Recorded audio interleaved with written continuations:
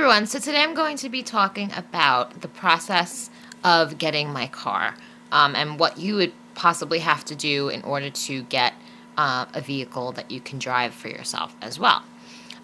So you might have to possibly be in at a younger age to get the ball rolling the same way that I got the ball rolling, which was Vested, what they now call Access VR, came to my high school and started working with some of us to develop employment plans, basically, and talk about the different resources that we might need in order to do the jobs that we wanted to do and whatever the case may be with that.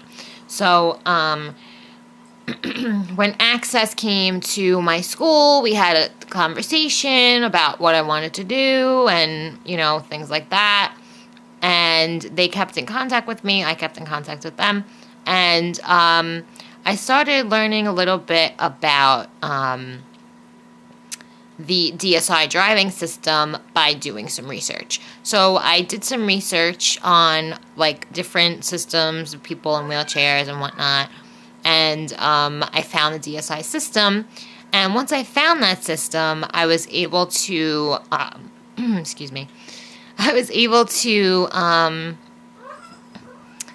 contact Access VR and ask them if there are any driving centers or whatever companies that have this system, and how I would even, go about having access to something like this. So she got back to me and told me that there's a company in Brooklyn. So if you are in the New York area, in Brooklyn there is a driver rehab facility in which they essentially, mainly they help people who, let's say, had a stroke or something and were not driving for 5 months or 6 months or 7 months or a year maybe, or however long, and they're just not used to driving, or they need some sort of different setup now because of something that happened and they need to just be retrained in that particular type of setup, or whatever the case may be. They basically mainly do that type of work. But they did have the DSI. And when I first started driving it, it was fairly new to them. They hadn't trained many people to drive it just yet. But they, I think, trained maybe 3 other people with this system. Because there's also a joystick system, which didn't really work for me just because I don't have the arm strength or the range of motion. But basically you put your elbow and your whole arm in a contraption and you hold the joystick with your hand, and that's how you drive. And that was interesting to look at, because I did look at it but I didn't drive with it. But actually, before I found the DSI system, I actually completely forgot about this. Before I found the DSI system, I went to train I went to be evaluated first. Oh my God, I'm so bad with timelines. I went to be evaluated first, and they told me that I did have good strength to drive, or decent strength to drive, and I had my range of motion and whatever. My eyes were good and whatever else I needed to drive. And after I got that evaluation, they started training me on this system where I used both my hands. So on this side, it was the gas and the brake, and it was kind of like this lever thing. And then on this side, it was like a wheel where I would hold it like this and turn it this way, and that would turn the wheel. So I was kind of it's like gas and go and turn and whatever, and pull back, brake, and turn and whatever. And for some people, that's fine. And it ended up, I think it was my second day training with the system, and I almost crashed. And the guy was like, hold the brake, and I was like, I can't. And it just like he like had to stop the car and like we almost crashed into the side of the road. So it was just a shit show. So that was a fail. So when that was a fail, I started crying. Like as soon as we almost crashed, I started crying and I was like, I'm never going to be able to do this. Like I thought I would be able to, and I'm just not. It's not for me, you know. And he was just like, you know, don't worry, you'll figure it out. Maybe this is just not for you. And like, he wasn't like that encouraging about like other systems, because I guess he wasn't aware, which is kind of stupid that he didn't know what was available to me. Because he was acting as if that was like the only thing that I could do. So I was like kind of upset. And after that is when I started researching the DSI or just other systems, and I saw the DSI come up on YouTube. And there's one video, aside from all of my videos, there's one video of someone driving the DSI system, just like I think like on Around the Block or something like that. And I was like, holy crap, that is amazing. I was like, that is definitely something that I would be able to do fairly easily. So when I saw that, I had a little bit of hope, and I was like, there's no way that this is even in the New York area. It's probably like in China or somewhere like not of access to me. So I started researching more about it, and like I said, I contacted the Access VR person and said, I hear that there's this system, you know, is there anyone you know, in the area that has this system? Because I was working with someone in West Orange, New Jersey, and he told me that that was the only thing that was available to me.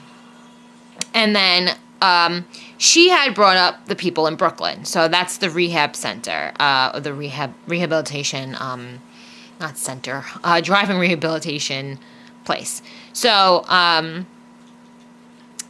so after she told me that they had a system like that, I was shocked, number one, and I was like, oh my gosh, this is amazing. Like, I need to see it. I need to try it. Like, this could be my saving grace. Like, I could still drive. This could be great. So I went to get an evaluation done with them. So after they evaluated me, he took me into this gigantic van that had, you know, the system in it. But it was an older version of the system. Mine's a newer version of the system. This older version was kind of like, just like different colors, different buttons, like not as updated as mine with like the blue. And this one was like the buttons were like red and yellow and white and like ugly. And then I don't think there were that many of them, just a few of them. So that was what I started training on. I started training in this gigantic van. It's nothing like my van that I have now, but more of like a work van. So I started training in that work van, and I basically started my training. I trained for maybe like 4 months-ish. I think it was like a summer's worth of training. Probably like 3 or 4 months I trained for. And after I trained, I took my driving test. I passed that the first time. And after I took my driving test, I just had to wait. So I had to wait to see, like, if I could have access, like, help me with the payment of the car and what was going on with the money situation. So in terms of the money, so the car itself was overall close to like $130,000 or something like that. Because the ramp, I think, is like $25,000 or something like that, in addition to the regular minivan, which is $30,000.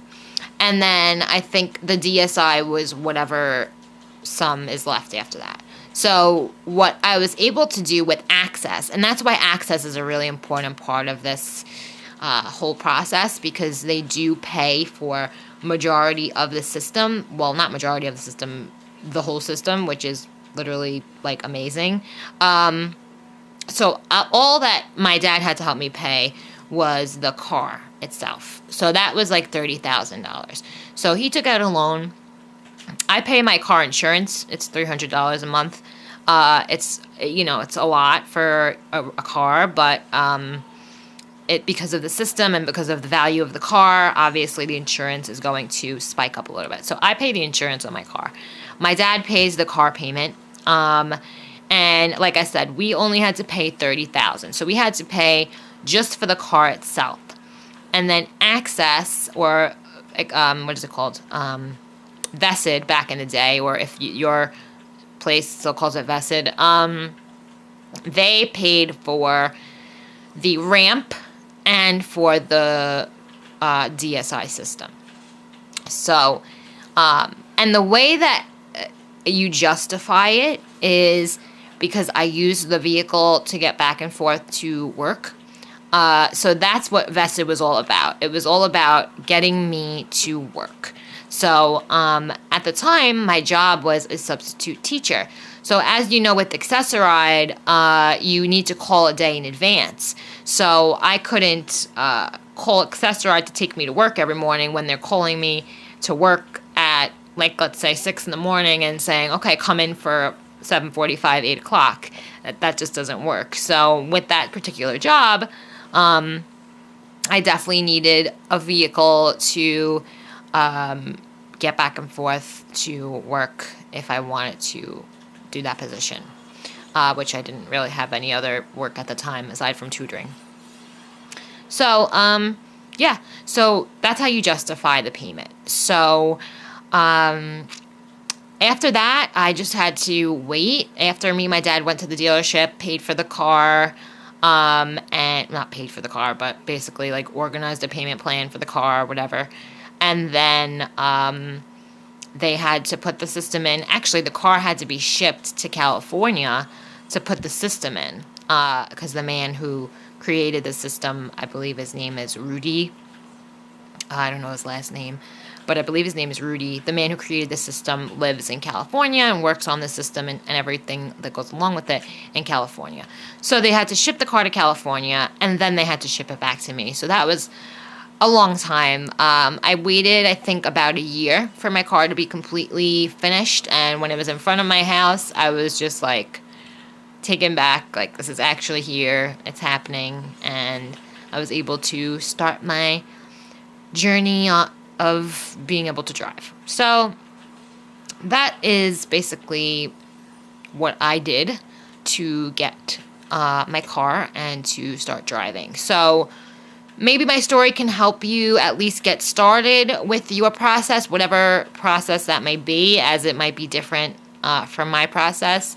But just doing the research is really important, and just not taking no for an answer is also really important, because people, you may think that someone's a professional and someone is an expert in their particular field, which, I mean, I'm not saying underestimate everyone, but the fact that the person in West Orange told me that I wouldn't be able to drive and saw me crying and didn't even, like, think about looking up any other systems that possibly could occur or could work, kind of, like, is discouraging, and just gives you a little idea of how you should approach these things, and perhaps maybe just do some research yourself, because, I mean, you'll never know what you're going to find. So yeah, basically that's how I did it, and I hope that I could inspire you to get started with your driving journey as well. So I hope you have a good day wherever you are, and I'll see you in the next video. Okay.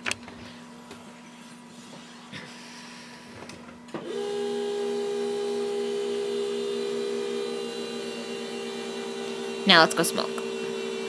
All right.